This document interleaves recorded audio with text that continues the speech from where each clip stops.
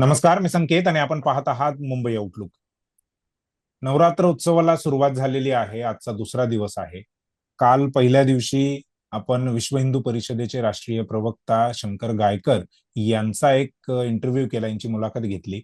विषय असा आहे की गेल्या 2-3 दिवसांपासून विश्व हिंदू परिषदेने अशी मागणी केली आहे किंवा असे निर्बंध लादा असं सांगितलेलं आहे की ज्या ठिकाणी देवीचा उत्सव साजरा केला जातो, ज्या ठिकाणी गरबा खेळला जातो, दांडिया खेळला जातो, त्या ठिकाणी नॉन हिंदू जे आहेत आणि त्यातल्या त्यात मुस्लिम तरुण जे आहेत तर त्यांना येऊन देऊ नका. सर्वांचे आधार कार्ड चेक करा आणि आधार कार्ड चेक केल्यानंतरच त्यांना प्रवेश द्या. जर मुस्लिम तरुण तरुणी जर या ठिकाणी येत असतील तर त्यांना प्रवेश देऊ नका. त्यांच्या म्हणण्याप्रमाणे मुस्लिम लोक जे आहेत ते देवीला मानत नाहीत, त्यांच्यामध्ये श्रद्धा नाहीये, पवित्र मनाने ते त्या ठिकाणी येत नाहीत. कुठला तरी मनामध्ये काहीतरी काळबेरं ठेवून ते त्या ठिकाणी येतात आणि चुकीच्या गोष्टी करतात. परंतु ह्या चुकीच्या गोष्टी कशा करतात किंवा तसे काय आकडेवारी आहे का, किती ठिकाणी अशा गोष्टी झालेल्या आहेत, ह्या संदर्भामध्ये त्यांच्याकडे कोणत्याही प्रकारचे डेटा नाहीये, आकडे नाहीयेत, कोणतेही पुरावे नाहीयेत. फक्त त्यांना वाटतंय म्हणून ते हे करतायत.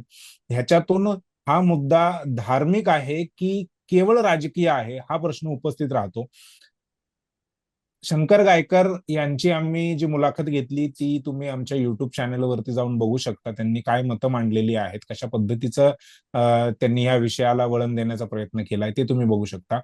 आणि त्याच विषयाला घेऊन आज मुस्लिम समाजाची काय बाजू आहे, ज्या समाजावरती, ज्या धर्मियांवरती एक आक्षेप घेतला जातोय, त्यांची बाजू देखील पाहणं, त्यांची बाजू देखील समाजासमोर ठेवणं हे तितकंच गरजेचं आहे. आणि म्हणून आपण पैगंबर शेख हे जे सामाजिक विचारवंत आहेत त्यांची आपण मुलाखत घेतोय.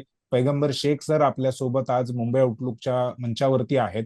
पुण्यावरून ते जोडले गेलेले आहेत. सर, मुंबई आउटलुक मध्ये तुमचं सर्वात अगोदर तर मी स्वागत करतो. आणि ज्या धन्यवाद. पद्धतीने आता विश्व हिंदू परिषदेच्या माध्यमातून ही भूमिका किंवा असे निर्बंध लादा असं जे म्हटलं जात आहे, त्यावर आपली काय प्रतिक्रिया पहिली? सर्वात पहिली गोष्ट तर हा जो काही प्रकार आहे हे महाराष्ट्र जो आहे तो गेल्या 3-4 वर्षापासून पाहतोय.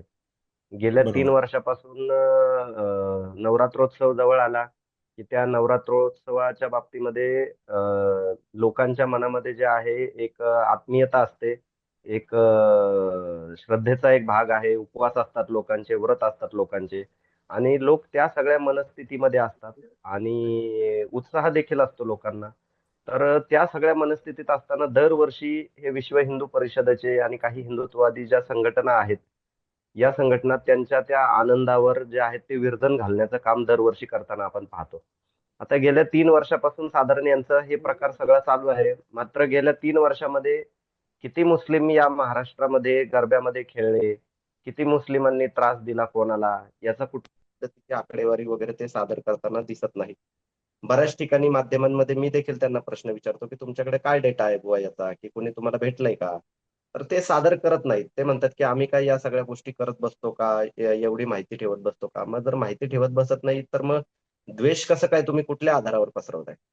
राहिला प्रश्न हा गरब्याचा, तर हा गरबा आणि या महाराष्ट्राचा सगळ्यात पहिल्यांदा काही संबंध नाहीये.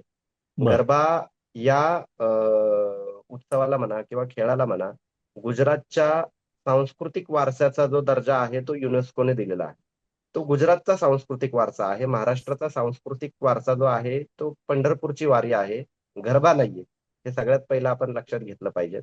दुसरी गोष्ट ही की गुजरातमध्ये जो आहे तो निश्चितच हा सांस्कृतिक वारसा कशा पद्धतीने आहे, की त्याच्यामध्ये तिथले मुस्लिम समाज देखील जो आहे तो मोठ्या प्रमाणामध्ये सामील होतो. तिथली मुस्लिम समाजातली मीर आणि लंगा नावाचे जे 2 समुदाय आहेत गुजरातमधले, ते दोन्ही समुदाय या अ, गरब्यामध्ये मोठ्या प्रमाणामध्ये सामील होतात. ते वाजंत्री असतात, गायक असतात आणि गुजरातमधला जो आहे तो बोहरी समाज जो आहे, तो बोहरी समाज गरब्याचं आयोजन करतो आणि या गरब्यामध्ये मोठ्या प्रमाणामध्ये हिंदू आणि मुस्लिम त्या ठिकाणचे सामील होतात. एवढंच काय, जर हिंदू मुस्लिम सामील जरी होत नसले, तरी गुजरातमधला बोहरी मुस्लिम हा त्यांच्या इन कम्युनिटी देखील जे आहे ते गरब्याचं आयोजन मोठ्या प्रमाणामध्ये करत असतो. तर या सगळ्या ज्या गोष्टी आहेत या संस्कृतीची निगडीत गोष्टी आहेत. याचा विचार कुठेतरी जे आहे ते विश्व हिंदू परिषदेच्या लोकांनी करणं मला असं वाटतं गरजेचं आहे.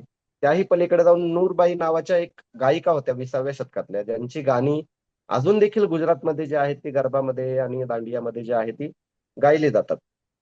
राहिला प्रश्न इकडचा महाराष्ट्राचा. महाराष्ट्रामध्ये हा जो गरबा आहे हा राजकीय स्वरूपाचा गरबा आहे. कारण की इथे जे ऑर्गनाइज वगैरे जे लोक करतात हे राजकारणी मंडळी करतात. जे इच्छुक उमेदवार असतात किंवा वेगवेगळ्या पक्षाचे नेते मंडळी असतात ते या गरब्याचं आयोजन करतात. आणि याच्यामध्ये बहुतांश 99.99% ऍक्च्युली मुस्लिम जे आहेत त्याच्यामध्ये नसतात, मुस्लिमेतरच बांधव असतात. कुठेतरी एखादा चुकून मी म्हणतो, की बाबा एखादा मुस्लिम वगैरे सामील होत असेल, ते देखील अ, जो मुस्लिमेतर बांधवांमध्ये जास्त राहतात, म्हणजे नाही का मिक्स कल्चरमध्ये जास्त राहतात. बरोबर. मित्रांमित्रांमध्ये हं, ते सेलिब्रेशन करण्यासाठी म्हणा किंवा हं. उत्साह साजरा करण्यासाठी म्हणा, ते त्याच्यामध्ये जातात. आणि अशा ठिकाणी जात असताना बुवा कुठेतरी तिथं धार्मिक वगैरे काहीतरी गोष्टी आणत बसणे, ह्या देखील गोष्टी तितक्याच निषेधार्ह आहेत. मात्र मुस्लिमांमध्ये देखील हा सूर एक आहे, की अशा कार्यक्रमांमध्ये जाऊ नका वगैरे. कोणीही गेल्या 3 वर्षापासून हे विश्व हिंदू परिषदेचं सुरू आहे सलग, की बरोबर. गरब्यामध्ये येऊ देऊ नका, असं करू नका, टिक्का लावा, काय गौरीची पूजा करायला हं. लावा वगैरे अशा पद्धतीने सांगण्यात येत आहे. मात्र गेल्या 3 वर्षामध्ये एकही मुस्लिमांनी विश्व हिंदू परिषद असेल किंवा हिंदुत्ववादी संघटना ज्या काही या भूमिका गरब्याच्या अनुषंगाने घेतात त्याच्यावर निषेध करताना आपण दिसलं नाही. मात्र अशा गोष्टी ते गुजरातमध्ये करू शकत नाहीत. कारण गुजरातमध्ये जे आहे हिंदू आणि मुस्लिम दोन्ही समाजाचे आयोजनच तुम्ही जे सांगताय की आयोजनच मुस्लिम लोकांकडून होत आहे. मग पुढचा मुद्दा असा आहे, म्हणजे त्यांचं म्हणणं असं आहे की जे मुस्लिम तरुण म्हणजे जे काही येत असतील 0.01% किंवा जे काही मुस्लिम तरुण ह्या गरबाच्या खेळामध्ये किंवा या उत्सवामध्ये येत असतील, त्यांची भावना शुद्ध नाहीये, पवित्र मनाने ते येत नाहीत. दुसरीकडे ते मूर्तीपूजक नसल्यामुळे इथे मूर्तीची पूजा होते, मग त्यांचा आणि यांचा काय संबंध आहे, असा एक त्यांचा एक मुद्दा आहे. विषय काय आहे, की मूर्तीपूजा करू नका किंवा एक ईश्वराला माना असं सांगणारा इस्लाम हा काही एकमेव धर्म नाहीये आणि कुराण काही एकमेव ग्रंथ नाहीये. या जगामध्ये अनेक अनेक महामानव, महान विभूती आलेले आहेत, ज्यांनी एकेश्वरवादाचा पुरस्कार केलेला आहे. महात्मा फुले देखील जगाचा निर्मिका आहे, एक धनी त्याचे भयमनी धरा सर्व असं म्हणतात. राजाराम मोहन रॉय देखील एकेश्वरवादाचा पुरस्कार करतात. त्याही पलीकडे जाऊन जे आहे ते वेदांचा जर आपण बोललो तर यजुर्वेदामध्ये स्पष्टपणे लिहिलेलं आहे, की न तस्य प्रतिमा अस्ति. ज्याचा अर्थ होतो, की ज्याची कुठलीही प्रतिमा नाही. आणि यजुर्वेदामध्ये त्या लोकांची निंदा केलेली आहे स्पष्टपणे, की जे मूर्तीपूजा वगैरे करतात आणि यजुर्वेदाच्या माध्यमातून जे आहे म्हणजेच वेदाच्या माध्यमातून मूर्तीपूजा वगैरे याचा स्वीकार केलेला नाहीये. मग आता बरं. जे विश्व हिंदू परिषदेचे लोक आहेत, जे वेदांना प्रमाण मानतात आणि वेदांना पुढे करतात, उपनिषदांना प्रमाण मानतात, त्याच्यामध्ये मूर्तीपूजेचा उल्लेख कुठे आहे ते त्यांनी सांगावं.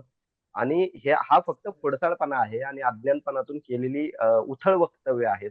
हा विषय सोडून द्या थोड्या वेळासाठी, की किंवा हं, बाजूला ठेवू आपण सोडून हं. देण्यापेक्षा, की बुवा मूर्तीपूजा मानत नाहीत वगैरे. नास्तिकांविषयी यांचं काय मत आहे? त्या गरब्यामध्ये नास्तिक वगैरे येत नाहीत का? का सगळेच्या सगळे जे आहेत ते दुर्गा मातेला मानणारे, देवीला मानणारे असतात? बरं हे हं. मुस्लिमेतरांच्या विषयी बोलतात, गैर मुस्लिम वगैरे हा शब्द जो काही प्रयोग तो करतात. मात्र टार्गेट मुस्लिमांनाच फक्त करतात. आता आपल्या देशामध्ये शीख आहेत, ख्रिश्चन आहेत, त्यानंतर बुद्धिस्ट आहेत, पारसी आहेत, अनेक अनेक जैन आहेत. जैन आहेत, अनेक अनेक धर्माचे जे लिंगायत आहेत, वेगळे आहेत. लिंगायत वेगळे आहेत, अनेक अनेक धर्माचे जे लोक आहेत ते या गरब्यामध्ये जे आहेत ते सामील होतात. त्याच्याविषयी त्यांच्या काय धारणा आहेत? या गरब्याच्या अनुषंगाने जर आपण पाहिलं तर काही ठिकाणी आपण पाहतो की गेल्या 2-3 वर्षापासून अशा देखील बातम्या येतात, हे मी नाही सांगत आहे. अशा बातम्या येतात की नवरात्रोत्सवामध्ये जो आहे, ती कॉन्डोमची विक्री मोठ्या प्रमाणामध्ये होते. हो. आता या सगळ्या विषयांवर विश्व हिंदू परिषदेने आणि हिंदुत्ववादी संघटनांनी काय काम केलं? मुळातच जी समस्या नाहीये, ती समस्या दाखवून जी समस्या एक्झॅक्ट आहे, ती समस्या झाकण्याचा प्रयत्न विश्व हिंदू परिषद आणि हिंदुत्ववादी संघटना करतात का? हा देखील प्रश्न या माध्यमातून उपस्थित करणं खूप जास्त गरजेचं आहे. या विश्व हिंदू परिषदेच्या आणि हिंदुत्ववादी संघटनांच्या लोकांच्या जे काही यांनी निर्माण केलं गेलेलं आहे, द्वेषात्मक वातावरण निर्माण केलेलं आहे. याच्यामुळे खरं तर महिला अत्याचाराकडे पाहण्याचा जो दृष्टिकोन आहे तो लोकांचा धार्मिक चष्म्यातून झालेला आहे. मात्र तो तसा नसला पाहिजे. आज आपण पाहतो की गरबा असेल, दांडिया असेल, या ठिकाणी जे आहेत ते मुलं मुली जे आहेत ते येतात आणि त्याच्यामध्ये काही ठिकाणी प्रेमसंबंध वगैरे प्रस्थापित होतात आणि त्याच्यामधून काही ठिकाणी फसवणूक देखील होते. आता मुस्लिम ज्या ठिकाणी जात नाहीत आणि ज्या गरब्याच्या माध्यमातून अशा पद्धतीनं जे आहे ते फसवणूक वगैरे मुलींची होते, मग ते फसवणूक करणारे हिंदू तरुण असतात आणि हिंदू ज्यांची फसवणूक होते ते हिंदूच मुली असतात. त्या विषयावर या विश्व हिंदू परिषद आणि हिंदुत्ववादी संघटनांची काय भूमिका आहे, त्याच्यावर यांनी आजपर्यंत काय काम केलं, हा सगळ्यात मोठा प्रश्न आहे. हे जे काही एका दुःखा बोटावर मोजणे ते काही ठिकाणी सामील होत असतील, त्या लोकांकडून काही प्रॉब्लेम झालाय काय झालंय हे तर हे सिद्ध करू शकलेले नाहीतच. मात्र ज्या ठिकाणी खरंच मुलींचं शोषण होतंय बुवा, खरंच मुलींची फसवणूक झालेली आहे बुवा, याच्यावर तर यांनी काय काम केलंय हा प्रश्न आहे. बरोबर. त्यांचं असं म्हणणं आहे की आम्ही मस्जिदमध्ये जातो का, आम्ही तुमच्या धार्मिक कार्यक्रमामध्ये येतो का, किंवा तुम्ही आम्हाला बोलवता का? मग तसं जर होत नसेल तर मग आम्ही आमच्या धार्मिक कार्यक्रमांमध्ये जर अशा पद्धतीचे निर्बंध लावले तर मग गैर काय आहे? म्हणजे अगदी मस्जिदीचं त्यांनी सांगितलं की मस्जिदमध्ये आम्ही जात नाही किंवा आम्हाला बोलवलं जात नाही, आम्हाला तिथे बंदी आहे. सगळ्यात पहिली गोष्ट, आम्ही म्हणजे हे अर्बन मनुवादी का? हे जे काही सो कॉल्ड स्वतःला हिंदू धर्माचे काहीतरी चालक मालक समजतात ते का? हे म्हणजे हिंदू धर्मीय नाहीयेत. हिंदू धर्मीय अतिशय उदार मताचे आहेत, उदारमतवादी आहेत. आणि हे जे हिंदू धर्मीय आहेत हे सगळीकडे सगळ्या ठिकाणी जातात. आपण दर्ग्यामध्ये जाऊन पहा, दर्गामध्ये कुठलं कोणाला कोणी विचारत नाही की बाबा तू हिंदू आहे का तू मुसलमान आहे. ते येतात, जो तो बरोबर. चादर वगैरे चढवतो, दुवा करतो, प्रार्थना करतो, काही जण हात जोडतात, काही जण हात पसरवतात. या सगळ्या गोष्टी नित्यनियमाने चालू आहेत. राहिला प्रश्न मशिदींचा, तर मशिदींच्या बाबतीत आपल्या ठिकाणी एक टाबू आहे, म्हणजे एक न्यूनगंड तयार झालेला आहे की मशिदीमध्ये आपण जाऊ शकत नाही. मात्र हा न्यूनगंड देखील बऱ्याच मुस्लिम संघटनांनी जो आहे तो हाणून पाडलेला आहे. मस्जिद परिचयाची जी आहे ती कार्यक्रम त्यांनी ऑर्गनाईज केलेली आहेत. कित्येक मुस्लिमेतर बांधवांना, फक्त हिंदूंनाच नाही, कित्येक मुस्लिमेतर बांधवांना देखील मशिदीमध्ये ते घेऊन गेलेले आहेत. खुद्द महात्मा फुले त्यांच्या पोवाड्यामध्ये लिहितात की मांगासह आर्या नेले मशिदीत, असं पैगंबर साहेबांविषयी जे आहे ते गुणगौरव करताना महात्मा फुले स्वतः म्हणतात. आणि हे हिंदुत्ववादी काय त्यांच्या पुढचे आहेत का? हा माझा प्रश्न आहे. मशिदीमध्ये आधी देखील प्रवेश बंदी नव्हती, आता देखील प्रवेश बंदी नाहीये. हा हा मात्र मुद्दा आहे की मुस्लिम महिलांना मशिदीमध्ये प्रवेश मिळाला पाहिजे. हा एक अंतर्गत सुधारणेचा विषय असू शकतो. मात्र इतर धर्मियांना मशिदीमध्ये येऊ दिलं जात नाही किंवा येण्यामध्ये त्यांना काहीतरी थांबवलं वगैरे जातं, अशातला काही भाग नाही. ते येऊ शकतात. मी देखील माझ्या कितीतरी मुस्लिमेतर मित्र आहेत ज्यांना कुतूहल होतं की बाबा मशिदीमध्ये नक्की काय चालतंय, काय मशिदी चालतं काय? नक्की कशा असतात, हम्म, तर मशिदीमध्ये कशा हम्म, पद्धतीने नमाज पडतात, हे हम्म. कुतूहल ज्यांना होतं त्यांना मी मशिदीमध्ये घेऊन गेलेलो आहे. माझ्यासोबत ते मशिदीमध्ये आलेले आहेत, थांबलेले आहेत, बसलेले आहेत. उलट मशिदीमध्ये तुम्हाला मी सांगतो की कोणीही हिंदुत्ववादी, त्याला मी म्हणतो की त्यांनी त्या गोष्टी काय म्हणतात, तो हिंदू आहे मुस्लिम आहे हा चष्मा थोडासा बाजूला ठेवून त्यांनी डायरेक्ट मशिदीमध्ये जावं. त्यांना पहिल्या रांगेमध्ये जरी ते उभे राहिले ना जाऊन, त्यांना कोणी मागच्या रांगेमध्ये जाऊन उभं राहा असं कोणी म्हणणार नाही. तर ह्या सगळ्या गोष्टी ज्या आहेत या गोष्टी होत असतात. आणि इव्हन हे जे काही सांगतात ह्याने काही कुणी काहीतरी मंडळांमध्ये येऊ नका वगैरे अशातही काही भाग नाहीये. देवीच्या मंडळांमध्ये देखील मुस्लिमांना येऊ देतात, मुस्लिम देखील जातात. आपल्या ठिकाणी तुळजाभवानीचं जे मंदिर आहे त्या तुळजाभवानीच्या मंदिरामध्ये पानाचा जो मान आहे तो अत्तारांकडे आहे, बांगड्यांचा जो मान आहे तो मनियारांकडे आहे, तो मुस्लिमांकडे मान आहे. हा मान तुम्ही काय काढून घेणार का?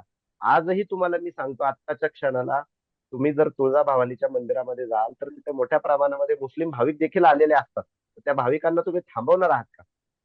लिटरली जे राहुल कुलकर्णी जे पत्रकार आहेत त्यांनी त्याचा रिपोर्ट बनवला होता, ते स्वतः गेले होते तुळजाभवानीच्या मंदिरामध्ये, त्यांना कितीतरी मुस्लिम भाविक त्यांना भेटले. तर हे काही विश्व हिंदू परिषदेचे जे काही हिंदुत्ववादी लोक आहेत ते थांबवणार आहेत का? थांबवू शकत नाहीत. आपल्या तिथे जे आहे हे गंगा जमनी एक तहजीब आहे, हिंदू मुस्लिम एकता आहे आणि लोकांच्या धार्मिक भावनांचे एक वेगवेगळे परिपेक्ष आहेत. बरोबर. आता हिंदू धर्मियांमध्ये दर्गा पूजन वगैरे ह्या गोष्टी आहेत का? नाहीयेत हिंदू धर्मियांमध्ये. मात्र मोठ्या प्रमाणामध्ये हिंदू धर्मीय जे आहेत ते दर्गा वर मोठ्या प्रमाणामध्ये जातात, ते त्या ठिकाणी दुआ प्रार्थना वगैरे करतात. आता इस्लाममध्ये मूर्तीपूजा वगैरे आहे का? नाहीये. इस्लामने मूर्तीपूजा जी आहे ती निषिद्ध ठरवलेली आहे. हे वास्तवच आहे. याला कोणी नाकारू शकत नाही. नाकारू शकत नाही. मात्र मोठ्या प्रमाणामध्ये जे आहे ते विठ्ठलाच्या वारीमध्ये जे आहेत ते मोठ्या प्रमाणामध्ये मुस्लिम असतात. पुण्यासारख्या ठिकाणी, मुंबईसारख्या ठिकाणी जे आहे ते कित्येक गणेश मंडळाचे अध्यक्ष जे आहेत ते मुस्लिम आहेत. तर ह्या सगळ्या गोष्टी आपण नाकारू शकतो का? ही आपली एक सांस्कृतिक वीण आहे आणि ही वीण मोडू शकत नाही. कारण की आपण एका अशा देशामध्ये राहतो, जिथे मीटर सोडा, फुटाफुटाला घरं जी आहेत ती बदलतात. एका ठिकाणी मुस्लिमाचं घर असतं, दुसऱ्या ठिकाणी हिंदूचं घर बरोबर. असतं, तिसऱ्या तिसऱ्या ठिकाणी बुद्धिस्टाचं घर असतं.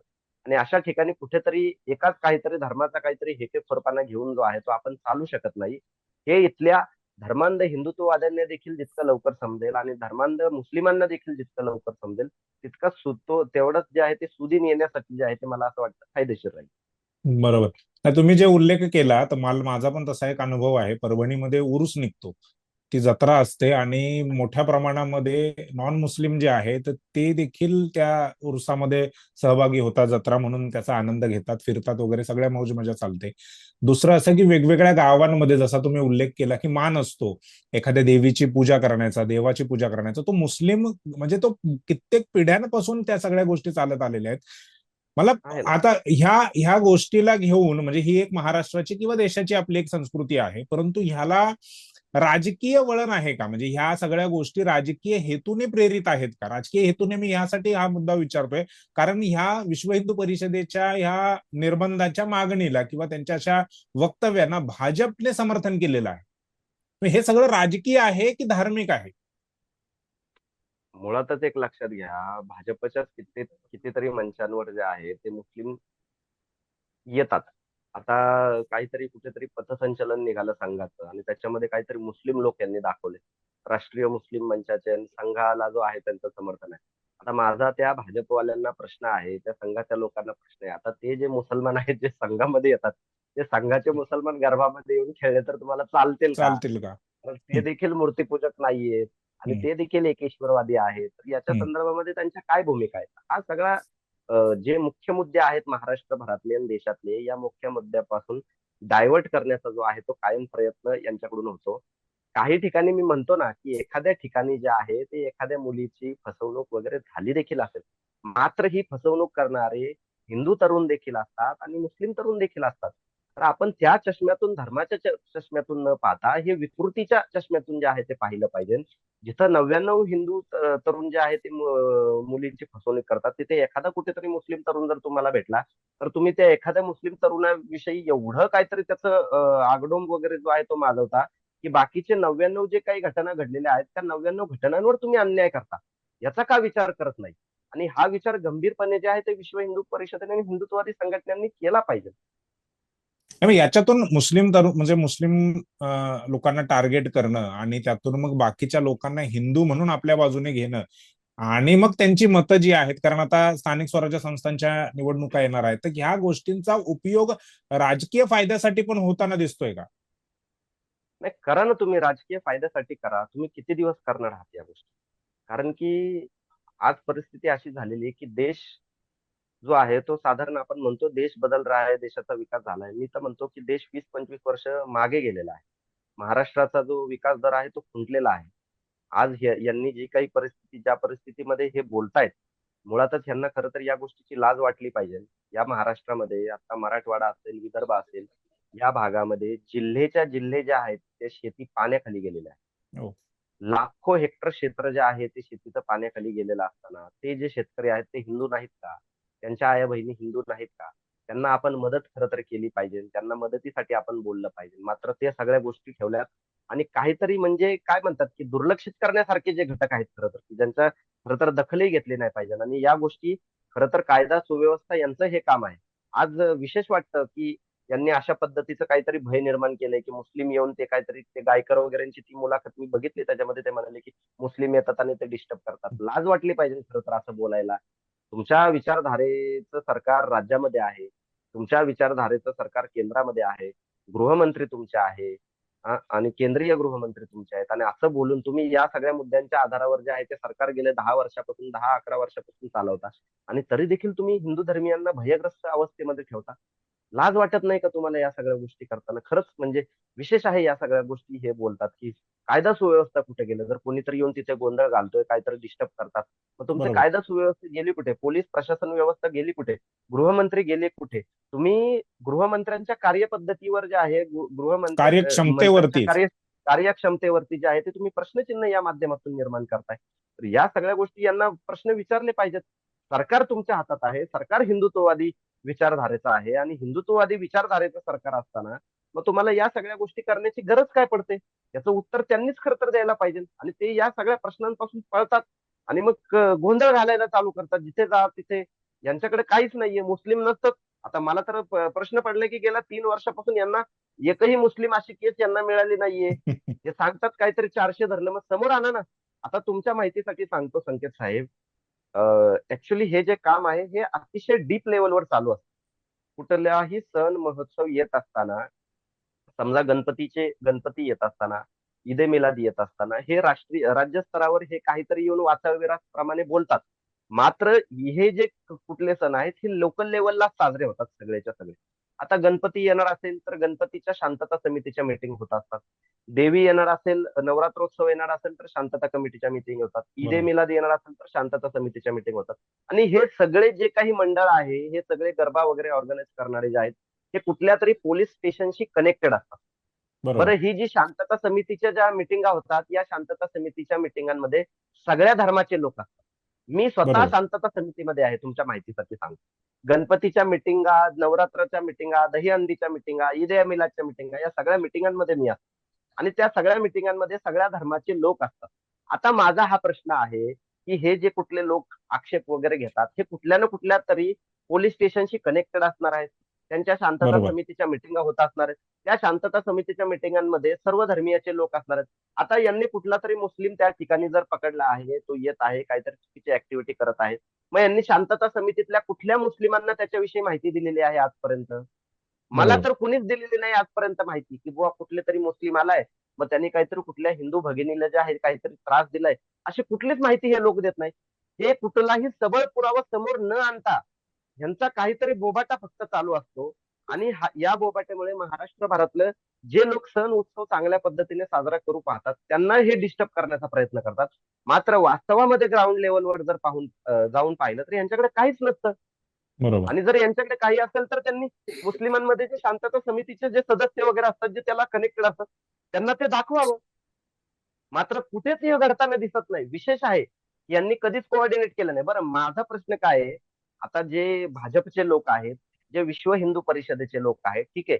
आता 2च दिवसापूर्वी आपण पाहिलं, की कुठेतरी राष्ट्रीय मुस्लिम मोर्चाचे जे लोक आहेत, ते पथसंचलन वगैरे करताना त्यांनी दाखवले हम्म. आणि त्यांनी हम्म. संघाचं वगैरे कौतुक करताना दाखवले. अरे आम्हाला दाखवू नका निदान ते जे तुम्ही धरलेल्या गारब्यामध्ये मुसलमान आहेत, ते यांना तरी दाखवा निदान.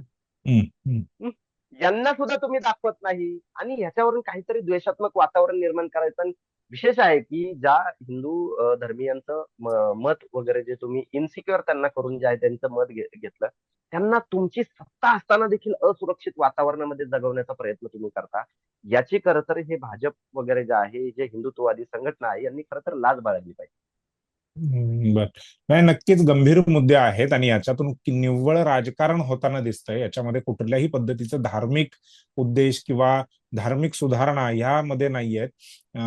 केवळ आणि केवळ भीतीचं. आणखीन एक हा, गोष्ट याच्यामध्ये मला एक ऍड करायची आहे. बोला. आता गरब्याच्या संदर्भामध्ये एवढं ह्यांनी गेल्या 2-3 वर्षापासून हे बोलतात, ठीक आहे. हम्म. यांनी कुठल्या म्हणा की कोणीतरी त्रास देतंय वगैरे या तर गोष्टी यांनी समोर आणलेल्या नाहीये, ठीक आहे.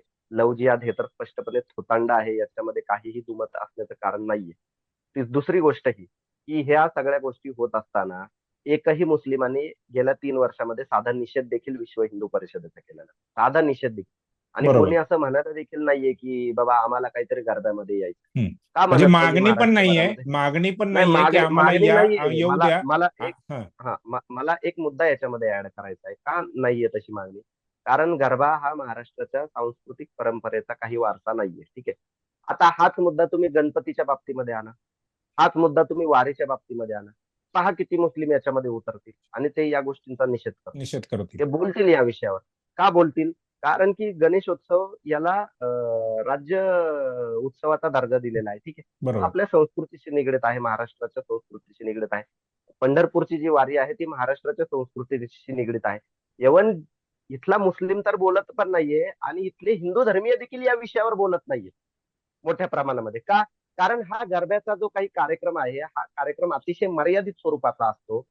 खूप तर खूप या महाराष्ट्रभरामध्ये तुम्हाला सांगतो, बोटावर मोजणे इतके हजार लोक किंवा 2-4 हजार लोक जे आहेत ते गरबा कुठेतरी खेळत असतील वेगवेगळ्या ठिकाणी. खूप असं काही मोठं काहीतरी काहीतरी आहे याच्यातला अशातला काही भाग नाहीये. वारीच्या बाबतीमध्ये म्हणाल तर करोडो लोक जे आहेत ते वारीमध्ये सामील होतात. गणेशोत्सवामध्ये करोडो लोक सामील होतात. आता गणेशोत्सव आणि वारीच्या बाबतीत तुम्ही मुस्लिमांच्या विरोधामध्ये बोला. मोठ्या प्रमाणामध्ये हिंदू धर्मीय त्याच्यामध्ये पडतील आणि तेच या हिंदुत्ववाद्यांना झोडून काढतील. जे या गणेशोत्सवामध्ये ज्याचा तुम्हाला अनुभव आला, ते अथर्व सुदामेने व्हिडिओ वगैरे डिलीट केल्यानंतर मोठ्या हम्म, प्रमाणामध्ये जे आहेत ते हिंदू धर्मीय याच्यामध्ये उतरले आणि ते म्हणले की त्या गोष्टी चुकीच्या आहेत. त्याच्यानंतर त्या बरोबर. डॅनी पंडितने एक वेगळा व्हिडिओ टाकला. तर वारीच्या संदर्भामध्ये देखील यांचं काहीतरी चालू होतं. वारीमध्ये देखील मोठ्या प्रमाणामध्ये जे आहेत ते हिंदू धर्मीय उतरले आणि मुस्लिमांनी देखील वारीमध्ये सामील व्हायला पाहिजे आणि आम्ही त्यांचं स्वागत करतो अशा पद्धतीच्या भूमिका मांडल्या. का मांडल्या? कारण तो आपल्या महाराष्ट्राच्या संस्कृतीशी निगडीत विषय आहे. हा बरोबर. गुजरातच्या संस्कृतीशी निगडीत विषय असल्याने इथले हिंदू धर्मीय देखील मोठ्या प्रमाणामध्ये काही गरबा वगैरे ऑर्गनाईज करत नाहीत. जे भाजपचे प्रवक्ते, जे विश्व हिंदू परिषदेचे नेते वगैरे जे काही पदाधिकारी येऊन मुलाखतीमध्ये बोलतात, ते किती गरब्यांचं आयोजन करतात हे त्यांनी स्पष्ट करावं. ते स्वतः हम्म, तरी गरब्याच्या कुठल्या कार्यक्रमाचं आयोजन करतात का? हम्म. नाही करत आयोजन. गरब्याचं आयोजन कुठेतरी राजकीय नेते करतात आणि त्याला देखील त्यातल्या त्यात काय जे म्हणतात, गुजराती गुजराती टक्का जो गुजराती जे महाराष्ट्रामध्ये आहेत वाढलेला आहे. हा, हा, बरोबर. ते जे मुंबई वगैरे साईडला आहे ते होतं. हम्म. इथे काय म्हणतात ग्रामीण भागाचा ग्रामीण आणि भागामध्ये गरब्याचा तसं तर नाही. लांब पर्यंत संबंध पण गरब्यांचा नाहीये. पुण्यासारख्या भागामध्ये देखील काही इच्छुक उमेदवार वगैरे जे आहेत ते ऑर्गनाईज करतात, ज्याच्यामध्ये मोठ्या प्रमाणामध्ये आयटी इंडस्ट्री, सुशिक्षित वर्ग जो आहे तो सामील होतो. आता या सुशिक्षित वर्गाला स्वतःची बुद्धी तर आहे ना, की काय करावं आणि काय नाही करावं. आणि ह्या सुशिक्षित वर्गाला सुरक्षा देण्याचं काम खरं तर कोणाचं आहे? जर कोणी त्रास देत असेल तर ते गृह खात्याचं काम आहे. बरोबर. यांचं काय काम आहे? या सगळ्या गोष्टीचा चहूबाजूंनी खरं तर विचार केला पाहिजे. आणि दुसरी गोष्ट हे जे काही मला असं वाटतं की याच्याविषयी देखील बोललं पाहिजे, की हे जे म्हणतात की देवीला वगैरे काही मानत नाहीत वगैरे वगैरे. न मानणारे मानत नसतील तो त्यांचा भाग आहे. आपल्या तिथे मी तुम्हाला थोड्या वेळापूर्वीच म्हणलो की वेगवेगळी परंपरा, प्रथा जे आहेत आपल्या तिथे काय म्हणतात की मिश्र संस्कृती भारताची आहे. भारताची अशी कुठली एक विशिष्ट संस्कृती आहे असं पण म्हणू शकत नाही. आता मला या ठिकाणी जो आहे तो एक स्त्रोत जो आहे तो सांगायचा आहे आणि तो स्त्रोत कोणी म्हणालाय ते त्याच्यानंतर सांगितल्यानंतर तुम्हाला सांगतो. आता नवरस सूर जुग ज्योती आनुड सरोगुणी हम्म, यसत सरस्वती माता इब्राहिम प्रसाद भाई दुनी इब्राहिम माला पिनक्सी नवा दंडू कृपा जपना. याचा अर्थ काय आहे? हे सरस्वती माझी माता, इब्राहिमवर तुझी मोठी कृपा झाली की नवरसाचे सूर्य प्रदीर्घ कालावधीपर्यंत गुंजत राहतील आणि जगातील बुद्धिवंतांना हे गीत प्रेरणा देत राहतील. कशातील? जगातील बुद्धिवंतांना, बरं का. महाराष्ट्रातील बुद्धिवंतांना, भारतातील बुद्धिवंतांना नाही, जगातील. सरस्वती चमेलीचे फूल आहे. इब्राहिम फुलाची माळ गळ्यात घालून घेऊन तिच्या समोर नतमस्तक झाला आहे. आता हे कोणाचे आहेत? हा स्त्रोत कोणी लिहिलेला आहे? हे लिहिलं आहे इब्राहिम आदिलशहा दुसरा, जो 16व्या बर. शतकातला आहे. ठीक आहे. म्हणजे छत्रपती शिवाजी महाराजांचा काळ आणि ह्या इब्राहिम आदिलशहाचा जो काळ आहे तो समकाळातले आहेत दोन्ही समकाळातलं. जण. आणि हम्म, यांनी जे आहे ते सरस्वती पुत्र स्वतःला म्हणून घेतो हा इब्राहिम आदिलशहा, याने हे लिखाण केलेलं आहे. आता ह्याच्याविषयी आपलं काय म्हणणं आहे? आणि याच इब्राहिम आदिलशहाने गणपतीविषयी देखील लिहिलेलं आहे. असे बर. बरेच जे आहेत ते या सगळ्या परिप्रेक्ष्य या सगळ्या गोष्टींना आहे. मला असं वाटतं की आपण या गोष्टीतनं द्वेष वगैरे पसरवण्यापेक्षा कित्येक मी तर म्हणतो की देवीचे जे काही मंडळ वगैरे आहेत, त्या देवीच्या मंडळांमध्ये देखील काही ठिकाणी अध्यक्ष, पदाधिकारी जे आहेत ते मुस्लिम आहेत आणि जे पूर्वापार आहेत. थोड्या वेळापूर्वी मी तुळजाभवानीचं सांगितलं. आता आपल्या तिथे जेजुरीचा खंडोबा जो आहे तो महाराष्ट्रभर प्रसिद्ध आहे. आता या बरोबर. जेजुरीच्या खंडोबाच्या घोड्याचा जो मान आहे, तो खान कुटुंबियांकडे आहे. आता तो बर. काही मान काढून घ्यायचा का आपण? असेच गावामध्ये जे आहेत ते काही ठिकाणी उरूस असतील, काही ठिकाणी पीर असतील. त्याचे जे मानकरी आहेत ते हिंदू आहेत. काही ठिकाणी यात्रा आहेत, काही ठिकाणी देवीचे उरूस असतात. ह्याचे जे मानकरी आहेत ते मुस्लिम आहेत. तर ही आपली त्या ठिकाणी हिंदू बरोबर. मुस्लिम जे आहे ती गावगाड्यातली परंपरा आहे. आणि हम्म, ह्या हम्म. परंपरेला कुठेतरी जे घडतच नाहीये, ते घडतंय असं काहीतरी सांगून छेद देण्याचा जो आहे तो हिंदुत्ववादी प्रयत्न करत आहेत. मला असं वाटतं की त्यांनी या गोष्टी थांबवाव्या. राजकारण करण्यासाठी आणि मतं मिळवण्यासाठी आपल्याकडे खूप वेगवेगळे मुद्दे आहेत. विकासाचे मुद्दे आहेत. महाराष्ट्र जो आहे विकास दर कमी झालेला आहे. विकास पुढे घेऊन जाणं मला असं वाटतं की या परिस्थितीमध्ये महत्वाचं आहे. बरोबर. गायकर सरांना आम्ही ह्या मुलाखतीची लिंक नक्कीच पाठवणार आहोत, कारण त्यांनाही समजलं पाहिजे की कोणत्या गोष्टींवरती चर्चा होते. मुस्लिम तरुण, मुस्लिम विचारवंत हे कशा पद्धतीने या सगळ्या त्यांच्या ज्या काही निर्बंध आहेत किंवा त्यांची जी वक्तव्य आहेत ह्याकडे बघतोय हे. माझी तर हा. गायकर सरांना एक विनंती आहे हम्म. की बोलायचं सोडा. तुम्ही साधी जे आहे ना, ती आता आपल्याकडे सोशल प्लॅटफॉर्म आहेत. YouTube आहे, Facebook आहे, Twitter आहे. या सगळ्यांवर एक मुस्लिम दाखवा की जो म्हणतोय की मला गरबा खेळायचा आहे. ठीक आहे. बर. फेक अकाउंट दाखवू नका पण. फेक दाखवू नका. त्यांचीच ओरिजिनल अकाउंट त्यांचीच दाखवा. फेक. हां. की बाबा कोणी म्हणतंय. उलट मुस्लिमांमधून म्हणतात की जर कोणी मिळालं तर त्याला तुम्ही तर धुणार आहात आमच्यातर्फे अजून दुप्पट धुवून काढा. अशी भूमिका मुस्लिमांची आहे ऍक्च्युली या सगळ्या बाबतीत. कारण त्यांना त्या गोष्टीमध्ये इंटरेस्ट नाहीये. आणि हे बरोबर. कोणीतरी म्हणते की निषेध वगैरे करतात. कोणी निषेध केला? गेल्या 3 वर्षामध्ये दाखवा यार तुम्ही. चालतंय.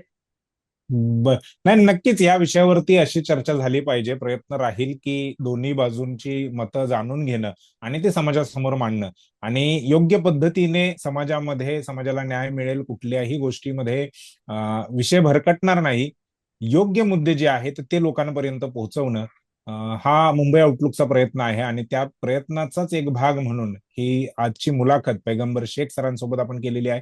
सरांचं मनपूर्वक आभार की त्यांनी इतका वेळ आम्हाला दिला आणि अगदी सविस्तरपणे, मुद्देसूदपणे या गोष्टीचं त्यांनी खंडन केलंय आणि काही नवीन मुद्दे देखील लोकांसाठी, लोकांच्या विचारासाठी मांडलेले आहेत. मुंबई आउटलुक कडून सर आपलं पुन्हा एकदा आभार. आपण इथेच थांबतोय. धन्यवाद. धन्यवाद.